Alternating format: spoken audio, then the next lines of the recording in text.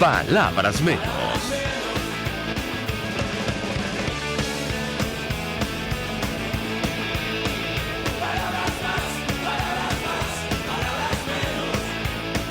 Buenos días, amigos de Radio Caracas Radio. Lo mejor este miércoles 31 de julio del año 2019. Todo el equipo que trabaja para ustedes a partir de esta hora los saluda. En la producción, Marilia García. En la asistencia, Génesis Rodríguez. En la redacción, Jackson Vargas. En los controles, César Arteaga, que tendrá el inmenso placer de acompañarles, María Alejandra Trujillo. Saben ustedes, se pueden comunicar desde muy temprano a través de la cuenta en Twitter de la radio, @RCR750, seguirnos por el Periscope, por internet, rcr.tv y el resto de nuestras plataformas digitales a través de TuneIn y YouTube. Escuchamos ustedes algunos titulares de los diarios de circulación nacional, temas que vamos a debatir ampliamente durante la mañana de hoy. Si ustedes se meten en la página web del Banco Central de Venezuela, descubrirán que el tipo de cambio oficial ya se ubica en 10.731,11 bolívares. Este tipo de cambio criminal, parafraseando a Nicolás Maduro, que establece el equipo económico que lo acompaña. Lo cierto es que Venezuela amanece con un salario mínimo equivalente, atención, a $3,72 mensuales, no diarios, no por hora, ni diarios, ni semanales, mensuales, $3,72 mensuales. De esto nada dice Nicolás Maduro ni el equipo que lo acompaña, mucho menos la constituyente comunal que ayer cumplió 2 años de vigencia. Lo cierto es que la situación es preocupante y mucho. Nos acompaña Manuela Bolívar, diputada de la Asamblea Nacional por Voluntad Popular, quien ayer tomó la palabra, por cierto, para referirse al tema de los CLAP, las sanciones contra aquellos que han formado un esquema, una red de corrupción en torno a la compra de alimentos para nuestro país. Manuela Bolívar, gracias por atendernos. Buenos días. Hola, María Alejandra, gracias a ti, además gracias por esta breve entrevista. Pues sí, mucho interés de conversar con usted acerca de varios temas, pero le pedí una primera valoración acerca de lo que está ocurriendo. La crisis avanza, el deterioro aún más. ¿Cómo es posible que una familia en Venezuela, y lo digo evidentemente de forma retórica, pueda sobrevivir con $3, casi 4 mensuales? No es posible, la escuchamos. no es posible. De hecho, hoy el dato que tenemos es que de cada 3 niños uno presenta algún tipo de desnutrición. Otro dato súper, digamos, duro es que la pérdida de peso ya pasa a ser de entre 9 y 10 kilos entre los miembros adultos de la familia. O sea, entonces aquí al final estamos viendo de que no es viable, o sea, es decir, de que el hambre se coloca como de forma estructural, porque por un lado no puedes acceder a los alimentos y hoy, digamos, los alimentos están prácticamente dolarizados, y están prácticamente dolarizados porque no producimos, o sea, lo que se trae es importado. Entonces, en ese sentido, mira, Fedenaga decía hace unos días que en materia, por ejemplo, de carne, solo se está produciendo 30% de la proteína de lo que la población debería consumir, o sea que ni siquiera abastecemos el consumo interno. Entonces, aquí tú dices, bueno, no se trata, hoy el acceso a los alimentos se trata, por un lado, de que no hay alimentos para todos los venezolanos en Venezuela, luego, 2, que hoy la producción no es en dólares, o sea, es una producción en bolívares, y empezando que la primera empresa que producía dólares es PDVSA, ya no está, viene pico abajo. Entonces, luego en tercer término, tienes una persecución férrea a quien produce, tienes una ausencia de Estado de Derecho. Entonces, en efecto, eso es lo que es un cóctel explosivo, y lo que estamos viendo es la agudización de una crisis, digamos, ya una emergencia humanitaria compleja, que es como lo han categorizado organizaciones internacionales como la Comisión de la Alta Comisionada para los Derechos Humanos. Entonces, en ese sentido, el CLAP, por ejemplo, que se anunciaba como una alternativa, hoy es una muestra, digamos, lo que ocurrió la semana pasada, demuestra cómo en el fondo el objetivo del CLAP no responde a un programa social, o sea, no responde a que la gente pueda acceder realmente a alimentos, no responde a paliar el hambre, sino responde a 2 elementos. Uno, el control político, y el segundo, el negocio. O sea, es decir, hoy la comida es un negocio para un conjunto de enchufados que se roban el dinero de los venezolanos. A propósito de estos temas, ayer en la Asamblea también discutían, diputada, los hechos ocurridos en la Cota 905, sí. Una situación absolutamente rocambolesca, donde un grupo de irregulares armados atacan a efectivos de seguridad, 4 resultan heridos, y más tarde las propias autoridades deciden retirarse. Yo le pedí un comentario al respecto por lo siguiente. El embajador designado por la Asamblea en los Estados Unidos, Carlos Vecchio, adelantaba que esta semana retoman los diálogos, o se retoman los diálogos entre enviados de Juan Guaidó y Nicolás Maduro. ¿En qué términos se puede llegar a un acuerdo para que se inicie una transición pacífica a la democracia, tomando en cuenta este tipo de incidentes y lo que está ocurriendo en el resto del país? La escuchamos. Bueno, es un escenario muy complejo, o sea, no solo estamos hablando de la Cota 905, estamos hablando de la presencia de grupos regulares en frontera, o sea, hoy la gobernabilidad en el país y digamos en una transición requiere un pacto, requiere digamos no solo de un acuerdo de los factores democráticos en torno a las reformas y digamos a los cambios que hay que hacer en materia económica y política, sino también digamos, o sea, va a requerir o sea, un trabajo de reinstitucionalización de los cuerpos de seguridad, un trabajo inclusive mancomunado con gobiernos de frontera para poder, digamos, tratar de tener control de algunos espacios en los cuales hoy el Estado venezolano no existe. Entonces, en ese sentido, estamos conscientes de la complejidad a lo que nos vamos a enfrentar. O sea, y no es solo un gobierno de transición, es la sociedad. Entonces, en ese, digamos, hoy hay que ir a cualquier espacio, María Alejandra, perdón. O sea, hay que ir a cualquier espacio, o sea, hay que ir al Grupo de Lima, hay que aprobar el TIAR, hay que ir a un espacio de negociación, porque al final, digamos, por un lado queremos una salida lo menos traumática posible para los venezolanos, porque hay que decir, pacífico, hoy hay violencia, no violencia producto de nuestro movimiento, sino porque el Estado usurpado es violento contra los propios venezolanos. Entonces, lo menos traumático posible. Ahora, evidentemente, en una transición no es que esto se desapareció, los problemas se desaparecieron, ¿no? Evidentemente hay que frontear grupos irregulares, hay que frontear narcotráfico, pero habrán sus momentos, digamos, habrán sus esquemas y habrán sus planes. Hay cosas que se discuten en opinión pública, hay cosas que no por temas de seguridad de Estado. Entonces, en ese sentido, digamos, lo que te quiero reiterar es que hay la plena conciencia y que al final la intención de participar en todos estos espacios es porque, bueno, no estamos yendo solo actores puntuales, estamos yendo una coalición de organizaciones políticas y además de la mano, digamos, de un acuerdo país. Dos, no estamos yendo solos, estamos yendo con gobiernos internacionales. O sea, no estamos aquí sentados nosotros, o sea, nosotros estamos claros del régimen que al final nunca se ha sentado y ha burlado, pero ahí hay una comunidad internacional que está respaldando y países aliados que están respaldando, digamos, la posibilidad, que ocurra en estos espacios, pero de igual forma se están preparando otros escenarios, porque aquí nadie se chupa el dedo. Justo quería referirme a esos otros escenarios, diputada, porque recuerdo hace algunos meses conversando con Jeremy McDermott, director ejecutivo y cofundador de Inside Crime, una organización que se dedica a investigar en América Latina sobre el delito. Él nos decía, es que probablemente las mafias en Venezuela van a impedir cualquier transición a la democracia y por eso sacaba a colación lo ocurrido en la Cota 905. ¿Cuáles son esos otros escenarios para los que se preparan si fracasa esta iniciativa que impulsa el gobierno de Noruega?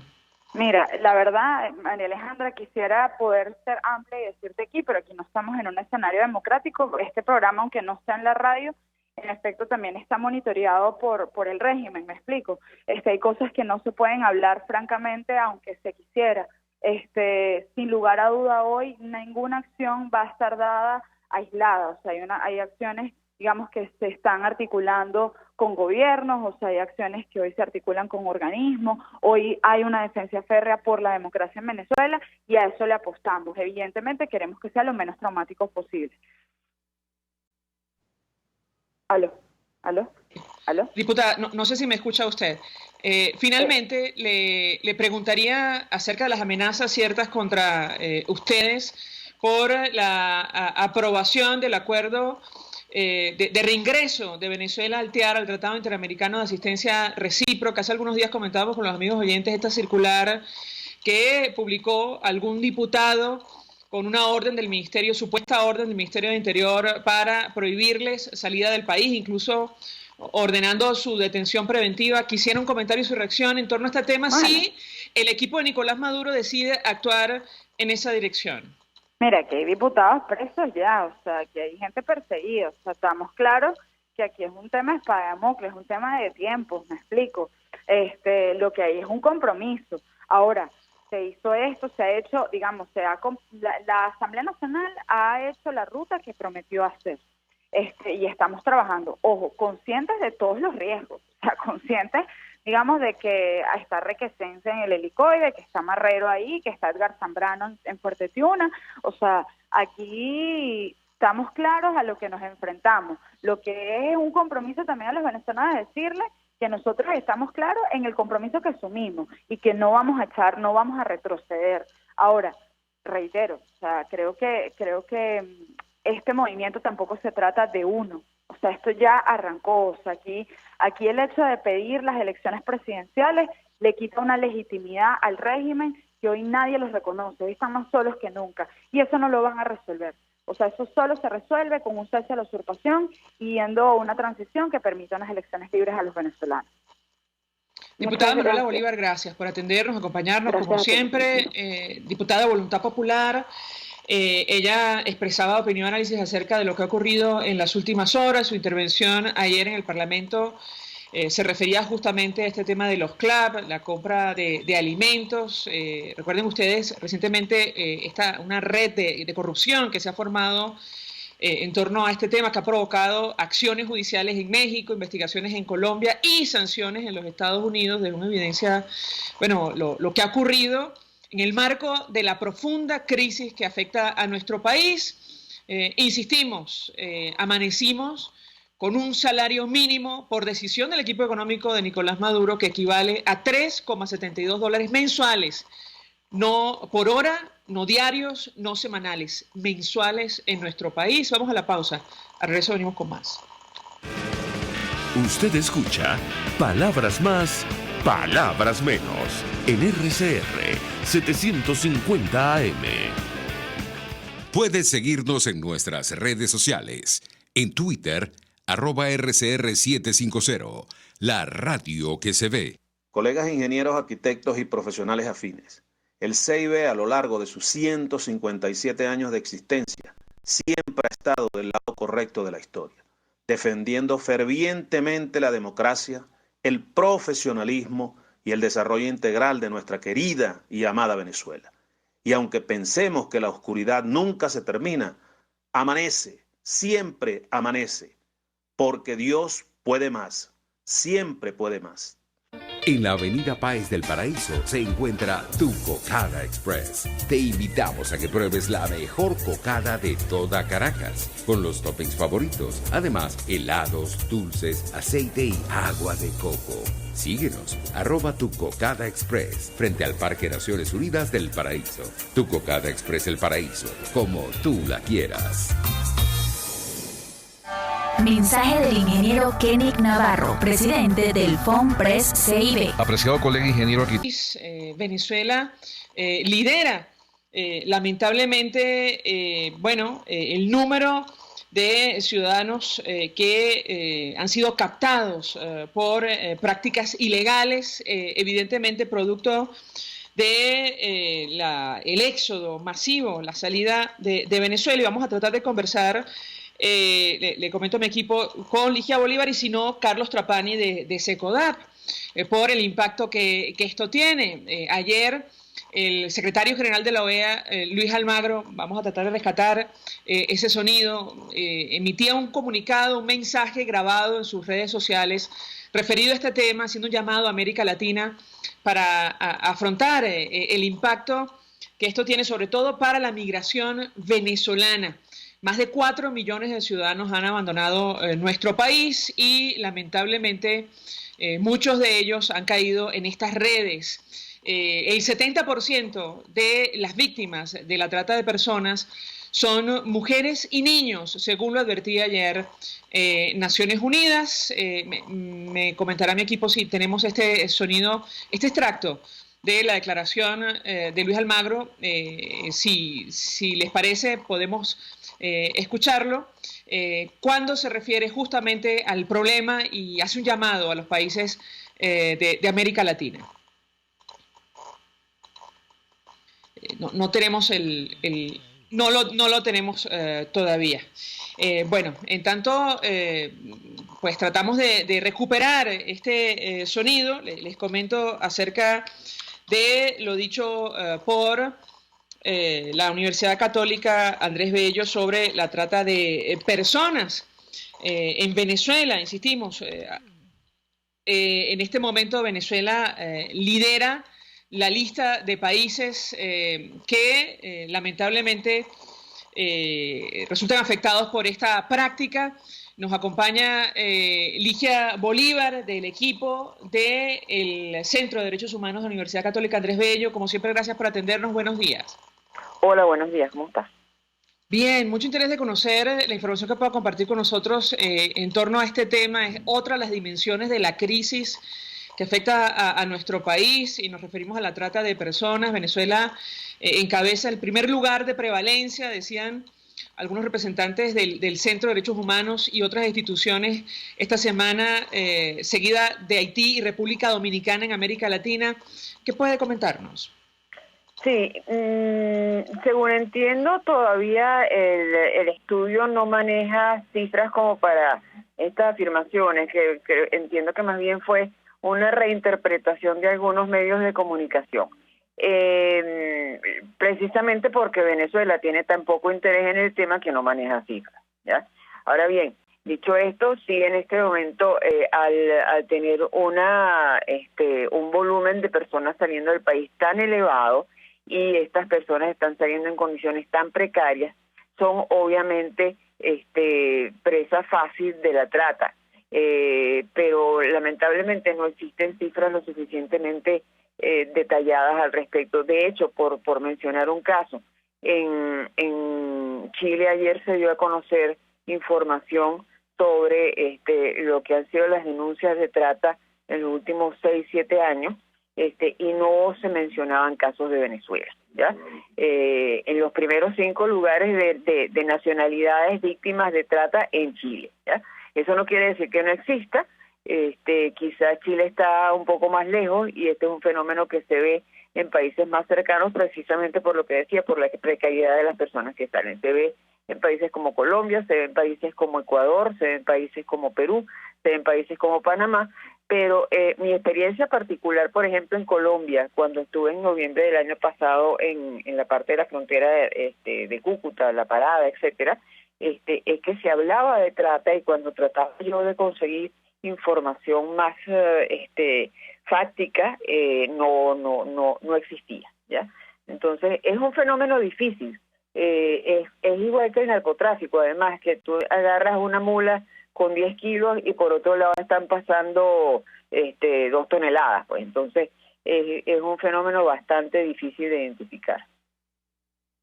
Sobre este tema, el cardenal Baltasar Porras decía recientemente que según organizaciones de derechos humanos había hasta 185.000 venezolanos esclavizados por esta práctica. Evidentemente, a la luz de lo que comenta Ligia Bolívar, es difícil contrastar porque no existen cifras oficiales. Yo le pediría un comentario porque ciertamente la crisis avanza en nuestro país. De hecho, compartimos con los amigos oyentes, amanecemos con un salario mínimo, me parece que es el más bajo del planeta, de $3,72 mensuales. ¿Qué puede comentarnos al respecto? La escuchamos.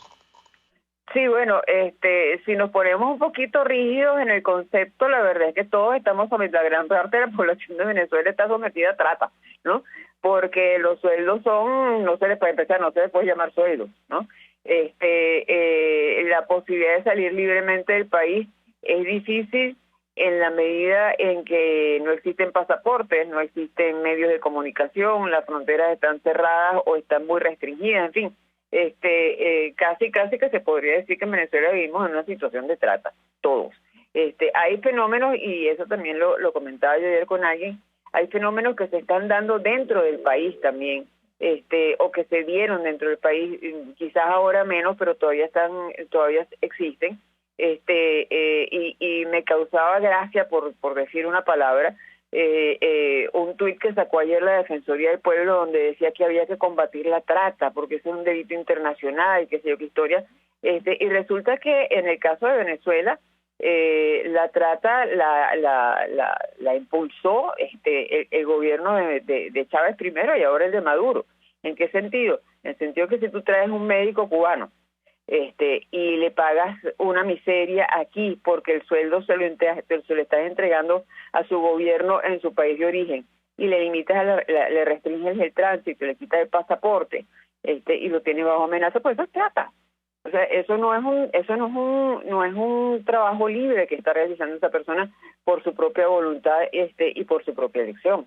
Entonces, cuando hablamos del fenómeno de trata, estamos hablando de una cantidad de situaciones en las cuales las personas son, repito, sometidas a un trabajo en contra de su voluntad, en contra de su elección. Y bueno, en cuanto a lo que dice Monseñor Porras, pues de nuevo, visto que es muy difícil sustentar afirmaciones sobre cifras porque las cifras están muy limitadas, ¿no? Y están limitadas, entre otras cosas, porque las personas tienen mucho miedo a denunciar, ¿ya? O no tienen la posibilidad de denunciar. Si a ti te quitan el único documento de viaje que llevabas y te encierran en una bodega después de que terminas actividad sexual, ¿cómo haces tú para denunciar?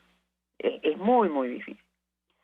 Si me permite, Ligia Bolívar, tenemos un extracto muy pequeño de la declaración que ofrecía ayer el secretario general de la OEA, Luis Almagro, haciendo un llamado a los países americanos. Y él, hacía especial referencia a lo que está ocurriendo con nuestro país. Lo escuchamos y yo quisiera su comentario. Ciudadanos. Desgraciadamente, hoy en día no es posible hablar de los peores problemas que aquejan nuestro hemisferio y no hablar de Venezuela. Este no es un caso diferente, porque esta población se encuentra en una particular situación de vulnerabilidad. El continuo deterioro de la situación política y el colapso económico de Venezuela han empujado al éxodo ya a 4 millones de venezolanos. A pesar de no padecer un conflicto bélico ni una catástrofe natural, 5.000 venezolanos huyen a diario de la represión, el hambre y la falta de medicinas, según el más reciente informe del Grupo de Trabajo de la OEA para abordar la crisis de migrantes y refugiados venezolanos en la región. El informe estima que a finales de este año podría haber entre 5.3 y 5.7 millones de migrantes y refugiados, y para 2020 entre 7.5 y 8.2 millones. Más de la mitad de estas personas se encuentra hoy en una situación extremadamente vulnerable, con acceso escaso o nulo a servicios sociales o a trabajo, lo que las expone a delitos como la explotación laboral, sexual, la servidumbre y otras modalidades relacionadas a la trata de personas. Existen reportes de explotación de migrantes venezolanos en manos de tratantes en 10 de nuestros Estados miembros. Las niñas y mujeres venezolanas son cada vez más vulnerables a convertirse en víctimas de trata con fines sexuales. Los hombres son cada vez más vulnerables a convertirse en víctimas de trata con fines laborales. Y los niños, además del riesgo de convertirse en víctimas para ambos de estos fines, hasta corren riesgo de ser reclutados por grupos armados disidentes. Prevenir y combatir la trata de personas es procurar más derechos para más gente. Por eso desde la OEA instamos en este 30 de julio a redoblar nuestros esfuerzos en las Américas en contra de la trata. Urgimos a promover especialmente la identificación, asistencia y protección de víctimas de la trata, a facilitar el acceso a una atención integral que abarque la asistencia en salud, psicológica y social, y en general a proteger su seguridad y sus derechos humanos. ¿Qué nos dice Ligia Bolívar? La escuchamos. General la OEA es verdad, en el sentido de que mientras más carencia de recursos tiene la persona que sale del país, mayor es el riesgo de convertirse en un esclavo del siglo XXI. Y eso es lo que está pasando, pues si ya en Venezuela prácticamente la migración de profesionales, de inversionistas, de empresarios, eso más o menos se acabó, puedo decir. Puede ser que todavía se vayan algunos, pero el gran volumen es de técnicos y de personas que todavía ni siquiera han completado una profesión o un oficio, y que están en una situación muy precaria desde el punto de vista económico, desde el punto de vista de alimentación, desde el punto de vista de salud, y esos son los que se están yendo. Algunos de esos, no todos, pero sí algunos de esos se están yendo además con una falsa promesa. Lo hemos visto, por ejemplo, en el caso de los que de los naufragios de embarcaciones que iban hacia Trinidad y Tobago, ¿no? Como a cambio de 200, $300, se les ofrece a las jóvenes un futuro y cuando llegan allá, pues obviamente ese futuro es muy diferente al que se les ha ofrecido, ¿no? Entonces, es una situación real que tiene que ver con ese perfil de las personas que están saliendo del país en este momento, que son cada vez de menores recursos, de menores posibilidades y más vulnerables, entonces, por esa misma razón. Y hay otro fenómeno que también se está dando, que es el de los niños y adolescentes. Ya desde el año pasado, repito, cuando yo estaba en Colombia, tuve oportunidad de conversar, por ejemplo, con organizaciones que trabajan y que brindan asistencia desde Colombia a los venezolanos, y hablaban ya en esa época, en noviembre del año pasado, de grandes cantidades de niños y adolescentes reclutados por el ELN en la zona del norte de Santander, en la zona de Catatumbo, para recoger coca, ¿no? Entonces, estamos entre una realidad que no es solamente el tráfico, la explotación sexual, sino la explotación laboral, y una explotación que tiene que ver también con grupos irregulares armados para la comisión de actos delictivos. Justo quería preguntarle, porque ayer Naciones Unidas, a propósito del Día Mundial de la Trata de Personas, advertía que el 70% de las víctimas de esta práctica son mujeres y niños. Yo le pedía ahondar al respecto, porque también en esta rueda de prensa que se ofrecía esta semana se advertía de prácticas que están ocurriendo, por ejemplo, puertas adentro en territorio nacional, para acceder a alimento, a insumos en nuestro país. ¿Qué puede decirnos? Sí, repito, la trata, una de sus características es el carácter no voluntario, ¿ya? No estoy en capacidad de afirmar que cuando se habla de intercambio de sexo por alimentos, que de todas maneras es una práctica deprimente, porque se vulnera la dignidad de la persona, en este caso de la mujer, pero no estoy en capacidad de afirmar que sea una actividad no voluntaria, ¿ya? Es posible que la mujer, bueno, por el apremio que tiene, acceda o trance, digamos, ¿no? Pero sí hay otras prácticas a nivel nacional que también exponen, por ejemplo, a nuestros niños.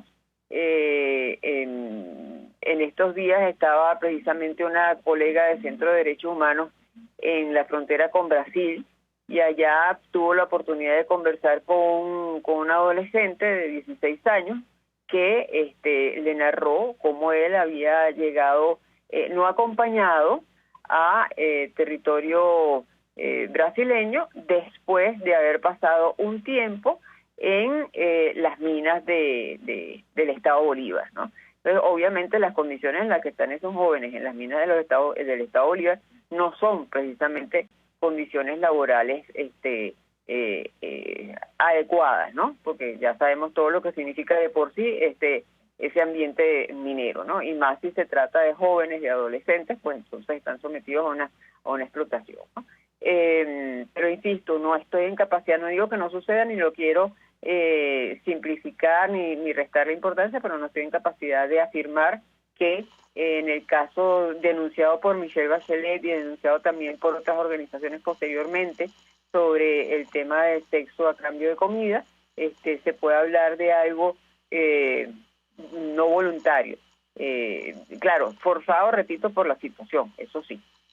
Finalmente, sabemos que tiene que retirarse Ligia Bolívar. Le pediría un comentario sobre esta ley, este proyecto de ley que aparentemente se discute en Colombia para establecer una visa humanitaria No sabemos si en los términos que lo han hecho países como Chile, Perú y Ecuador. Esta información la ha dado a conocer la congresista del Centro Democrático, María Fernanda Cabal. ¿Qué impacto podría tener una decisión de esa naturaleza si se concreta? La escuchamos. Sí, bueno, esperemos que no venga por esta ruta. Yo francamente dudo que venga por allí, en el sentido que hasta ahora Colombia ha sido bastante abierta en relación a lo que es el flujo de venezolanos en este país, ¿no? Entonces, francamente, espero que no venga por allí, que sea un exceso de interpretación, y que estemos frente a lo que siempre ha dicho el gobierno colombiano, que lo que quieren es asegurar una mejor organización de la población venezolana en Colombia. Pero esperemos que no lleguen a esos límites restrictivos que impusieron Perú, Chile, etcétera. Gracias, Ligia Bolívar, por atendernos, acompañarnos. Ella forma parte del equipo del Centro de Derechos Humanos de la Universidad Católica Andrés Bello. Vamos a la pausa. Al regreso venimos con más. Estás escuchando Palabras Más, Palabras Menos, por RCR 750 AM. Puedes seguir nuestra programación a través de rcr.tv, la radio que se ve. El siguiente espacio educativo está dirigido a niños, niñas y adolescentes. RCR presenta Todo se puede, una producción nacional independiente de Mayra Prado, certificado número 16923. El cambio es acción. Muévete por tu salud. No tienes excusa. Tú puedes. Autoestima y ejercicio. Conocemos que la autoestima es una serie de creencias o sentimientos hacia nosotros mismos. Muy bien, el detalle es que la manera como nos definimos influye en nuestras motivaciones, actitudes y comportamientos e influye en nuestra respuesta emocional.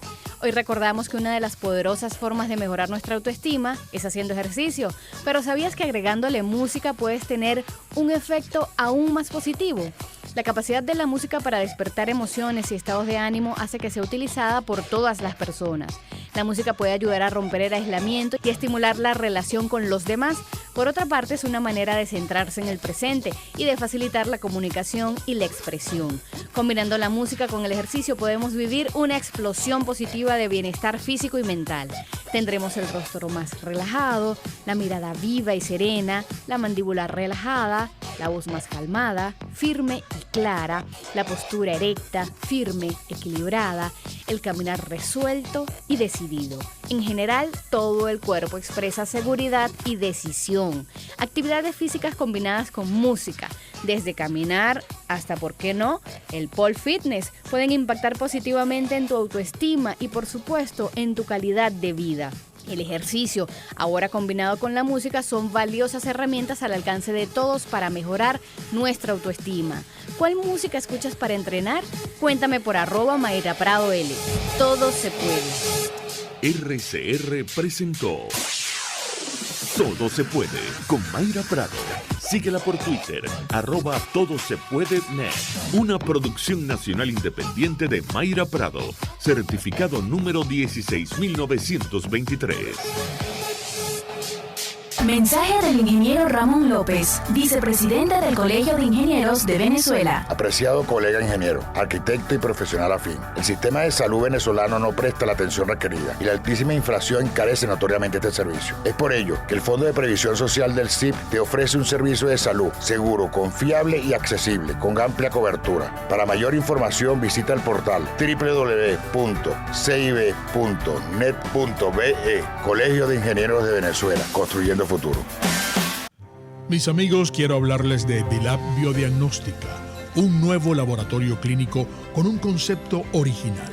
Además de estar dotado con los equipos de la más reciente tecnología y el personal de más alta calificación, Dilab Biodiagnóstica te ofrece ambiente y trato amables y los precios más económicos en todos tus exámenes de laboratorio. Pide tu cita en el 0212-945-5788. Dilab Biodiagnóstica, precisión y confianza en laboratorio clínico. Mensaje del ingeniero José Peraza, tesorero del FOMPRES CIB. Estimado colega ingeniero, arquitecto y profesional afín, el Colegio de Ingenieros de Venezuela y el Fondo de Previsión Social, preocupado por la salud de tu familia, ha diseñado un sistema de salud integral que coloca a tu disposición y que contiene asistencia primaria de salud, ambulancia, hospitalización, cirugía, oftalmología, dermatología, fisioterapia, psicología, odontología, farmacia y funerario. Para mayor información, visítanos a nuestros portales cib.net.be, fomprescib.net.be, Colegio de Ingenieros de Venezuela, construyendo futuro. RCR 750 AM, porque lo bueno une. Información, opinión, contraste. María Alejandra Trujillo está en Palabras Más, Palabras Menos. Continuamos, amigos, palabras más, palabras menos, y a propósito de la trata de personas, que en la práctica es el comercio de seres humanos con fines de trabajo forzoso o explotación sexual, como lo reiteraba ayer Naciones Unidas. Hablamos con nuestro siguiente invitado, Carlos Trapani, abogado, coordinador general de SECODAP, además investigador de la Universidad Católica Andrés Bello, acerca de lo que, bueno, han tenido que atravesar nuestros niños. El 70% de las víctimas de esta práctica ilegal son mujeres y justamente niños. Carlos Trapani, gracias por atendernos. Muy buenos días. Pues le pedí una primera reflexión de su parte acerca de este tema, la información que ustedes manejan sobre lo que está ocurriendo con la infancia en nuestro país, y específicamente esto de la trata de personas, el impacto que ha tenido para la niñez en Venezuela. Perdimos comunicación, me parece. Vamos a tratar de restablecer contacto con Carlos Trapani. Seguramente esto tiene que ver con lo que está ocurriendo, el deterioro de los servicios públicos en nuestro país. Ya lo decía Michelle Bachelet, declarada ahora como enemiga de la revolución, quien fue recibida con honores, ustedes recordarán, alta comisionada para derechos humanos de la ONU, en su informe sobre Venezuela, referida a derechos económicos y sociales, advertía que el desvío de recursos, la corrupción, la falta de mantenimiento en la infraestructura pública, así como la subinversión, han tenido como resultado violaciones al derecho a un nivel adecuado de vida, entre ellos debido al deterioro de servicios básicos como el transporte, el acceso a electricidad, agua, gas natural, y yo incluiría la telefonía básica celular y la conexión a Internet. Es lo que está ocurriendo en Venezuela. Vamos a tratar de establecer contacto con Carlos Trapani, porque ellos se han referido a este tema y otros, como el derecho a la identidad de nuestros niños, también vulnerado en el marco de esta crisis. Carlos Trapani, gracias por atendernos. Buenos días. Buenos días. Pues mucho interés de conversar con usted acerca de lo que está ocurriendo con la niñez en nuestro país. Le pedí un primer comentario sobre el impacto que tiene esto de la trata de personas. Ayer fue Día Mundial y se ofrecían algunos datos. Algunas organizaciones han denunciado el impacto que ha tenido esta práctica ilegal para Venezuela en un momento de una crisis compleja, humanitaria compleja, que atraviesa nuestro país. ¿Qué puede decirnos? Bueno, en contextos de emergencia, en contextos de crisis, las distintas formas de violencia cobran fuerza, ¿no? Y la trata como una forma de esclavitud moderna no es ajena a la coyuntura tan difícil que le toca vivir a los venezolanos y especialmente a los niños. En la medida que haya carestía, que haya falta de servicios públicos, dificultades en el acceso a alimentos, a agua potable, en la medida que el poder adquisitivo de las familias se deteriora y cada vez por más que se trabaja se compra menos, en esa medida todos esos factores influyen a que un niño, un adolescente, sea víctima de trata, bueno, como una forma de captación producto del hambre, ¿no? y la miseria que viven los venezolanos. Usted decía recientemente que más de 800.000 niños venezolanos vieron a sus padres migrar en el último año escolar, ¿correcto? Sí, 840.000 niños son las proyecciones que realizamos desde SECODAP conjuntamente con Data Analysis en función a, bueno, cuál es el número de niños dejados atrás, es decir, el número de niños que perdieron el contacto de sus padres producto de la migración, ya sea uno de los padres o ambos. Ahora, ¿qué impacto tiene en la práctica esta situación para la estructura familiar y en general para el futuro de estos niños? ¿Qué puede decirnos? Bueno, la migración, la trata, la esclavitud o cualquier otra forma de violencia nos genera un daño al tejido social, ¿no? Encontramos familias mucho más debilitadas, sin capacidad de generar entornos afectivos, protectores a los niños, bueno, que se les cuesta mucho más alcanzar su desarrollo, que proyectarse un proyecto de vida en Venezuela se hace mucho más complejo, y bueno, por eso vemos, bueno, cómo la captación por grupos armados irregulares, cómo la migración forzosa, cómo acciones de mendicidad, bueno, son consideradas como estrategias de supervivencia para muchas familias. Ustedes calificaban esta problemática como un duelo migratorio en un entorno educativo, debido a que los niños cambian sus rutinas diarias, lo que les produce ansiedad, angustia y disminuyen su desempeño escolar, ¿correcto? Fíjate, ¿qué pasa con la migración? Se genera un duelo migratorio. ¿Qué implica el duelo migratorio? Un cambio en las rutinas. Es decir, generalmente ese niño o ese adolescente queda bajo el cuidado de otros adultos, principalmente los abuelos. Entonces hemos tenido casos en SECODA donde un abuelo de 60, 70 años está cuidando a un niño de 5, 6, 7 años. Evidentemente las condiciones físicas, las condiciones intelectuales, las condiciones emocionales no son las idóneas para asumir una responsabilidad de crianza. ¿Qué pasa? Bueno, los niños han cambiado sus rutinas, cambian casas, cambian colegios, cambian actividades extracurriculares que puedan desarrollar. Y bueno, y ahora el ejercicio de la maternidad o la paternidad se ejerce a través de una red social. Nosotros en SECODAP no criminalizamos el hecho migratorio y consideramos que la migración incluso es un derecho, siempre y cuando sea una migración segura. Lo que está ocurriendo en Venezuela es una migración forzada. Las personas no se van porque quieren o por placer, se van huyendo de un deterioro en las condiciones de vida, ¿no? Y eso impacta tanto el adulto que se va como el niño o el adolescente que se queda. Ahora, yo le pregunto sobre lo que está ocurriendo con el derecho a la identidad de nuestros niños. Ustedes decían recientemente que el Estado mata civilmente a nuestros pequeñitos al no garantizar este derecho. ¿Qué puede comentarnos? Eso fue un paralelismo entre, bueno, si no garantizas medicamentos, insumos básicos a los niños al nacer, bueno, pero tampoco les garantizas el derecho a la identidad. Cuando la LOCNA garantiza que el niño debe ser identificado inmediatamente después del nacimiento. ¿Qué significa inmediatamente después? Que no media tiempo. Entonces, hemos identificado dificultades en los papeles de seguridad donde se plasma la constancia de nacimiento. Y ese es el primer obstáculo que sufren las familias. Al no poder ser identificado a través de los formatos especiales que emite el Ministerio de Salud, no se puede hacer el trámite posterior, que es el acta de nacimiento. Y al no tener identidad, no existo civilmente. Mal puedo yo ser considerado un ciudadano. Y hay que entender que la identidad es la puerta de entrada para el goce de otros derechos. Y además, bueno, vaciamos a otros documentos de identificación, dificultades con la cédula de identidad, dificultades con el pasaporte. Entonces, bueno, en Venezuela es difícil ejercer la ciudadanía, porque en las distintas dimensiones, bueno, se ven vulnerados los derechos. Y el impacto que esto tiene para los niños que salen de nuestro país, ¿correcto? Ahí tienes varias problemáticas. Primero, tienes una problemática de apatridia. Es decir, el niño que sale de Venezuela sin ningún tipo de documento de identificación. Y tienes otra problemática vinculada a los niños que nacen en Colombia o en otro país de receptor.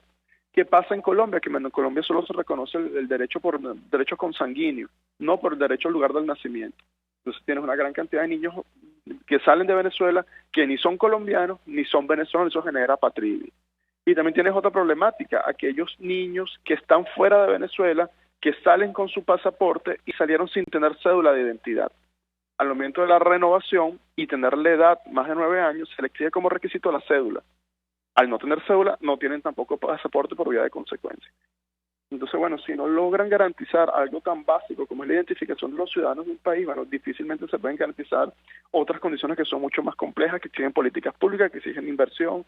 Y bueno, los niños son los que pagan las consecuencias de las decisiones de los adultos.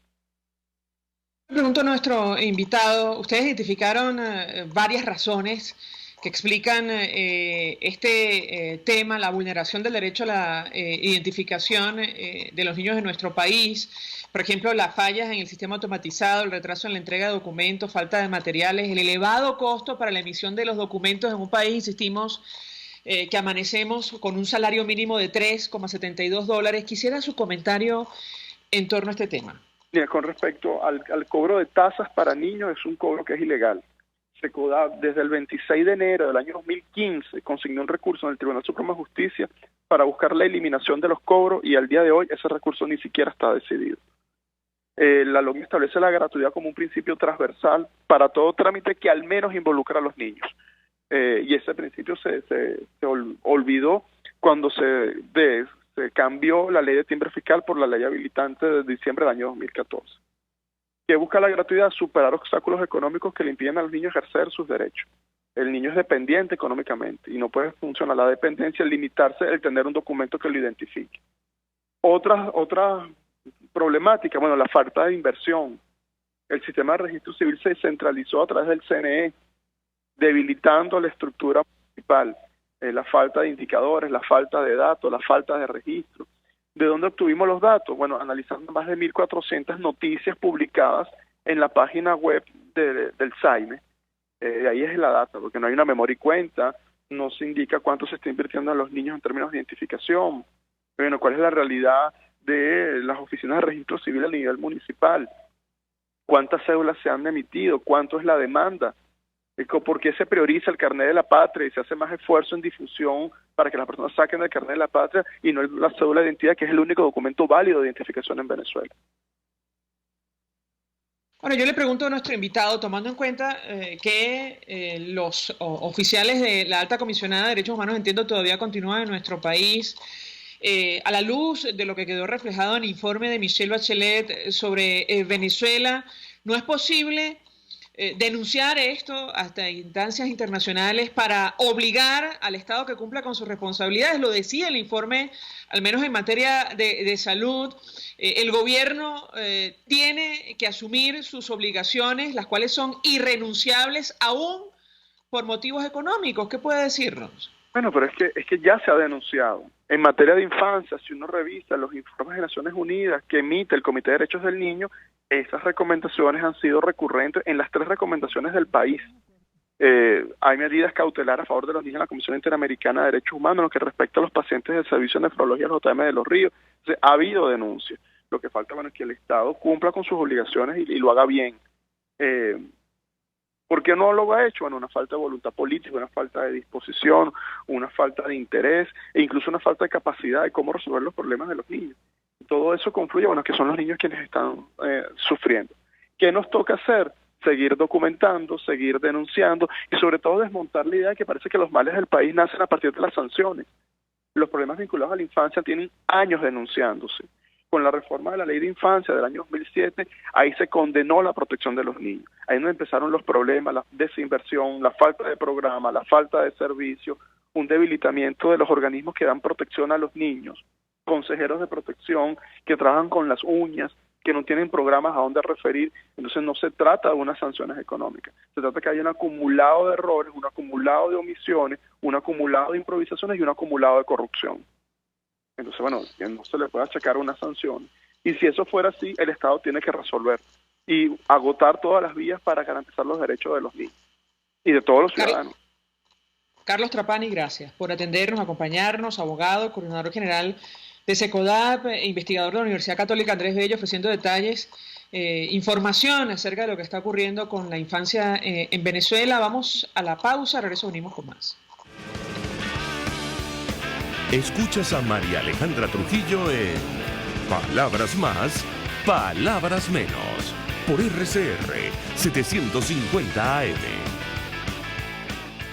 Colegas ingenieros, arquitectos y profesionales afines, el CIB a lo largo de sus 157 años de existencia siempre ha estado del lado correcto de la historia, defendiendo fervientemente la democracia, el profesionalismo y el desarrollo integral de nuestra querida y amada Venezuela. Y aunque pensemos que la oscuridad nunca se termina, amanece, siempre amanece, porque Dios puede más, siempre puede más. Si te gusta el pollo asado, entonces te recomiendo el restaurante El Carretón, donde los pollos son seleccionados, bien adobados y asados en su punto de cocción, para que disfrutes el mejor pollo asado de Caracas. El Carretón mantiene la tradición por su exquisita sazón. Pide tu pollo con hallaquitas o yuca y el jugo o la bebida de tu preferencia. Restaurante El Carretón en la urbanización Santa Mónica, Avenida Teresa de la Parra. Restaurante El Carretón, sazón y tradición. Mensaje del ingeniero Kenick Navarro, presidente del FOMPRES CIB. Apreciado colega ingeniero, arquitecto y afín, el Fondo de Previsión Social del Colegio de Ingenieros de Venezuela, FOMPRES CIB, diseñó para la protección de tu salud el Sistema Integral de Previsión Social. El mismo tiene a tu disposición beneficios de la solvencia, asistencia primaria de salud, el plan de salud con coberturas de acceso VIP, todos estos planes pensando en la protección de tu familia. Para mayor información visita fomprescib.net.be, Colegio de Ingenieros de Venezuela, construyendo futuro. Se dicen, se ocultan, se piensan, se descubren. Palabras más, palabras menos. Con María Alejandra Trujillo. Continuamos, amigos, palabras más, palabras menos, y cerramos con información. La periodista Gabriela González en su cuenta en Twitter informa que este 31 de julio arribó a Venezuela un avión con 34 toneladas de medicamentos y suministros médicos. Es una donación de la Cruz Roja Italiana a la sede venezolana. El cargamento incluye antibióticos, antiinflamatorios, productos sanitarios desechables, equipos médicos como desfibriladores. Bueno, esto es producto de la crisis humanitaria compleja que afecta a nuestro país, negada durante tantos años por la administración de Nicolás Maduro. Como lo refleja el informe de Michelle Bachelet, el derecho a la salud en Venezuela está comprometido, la situación es grave y el Estado no puede evadir su responsabilidad.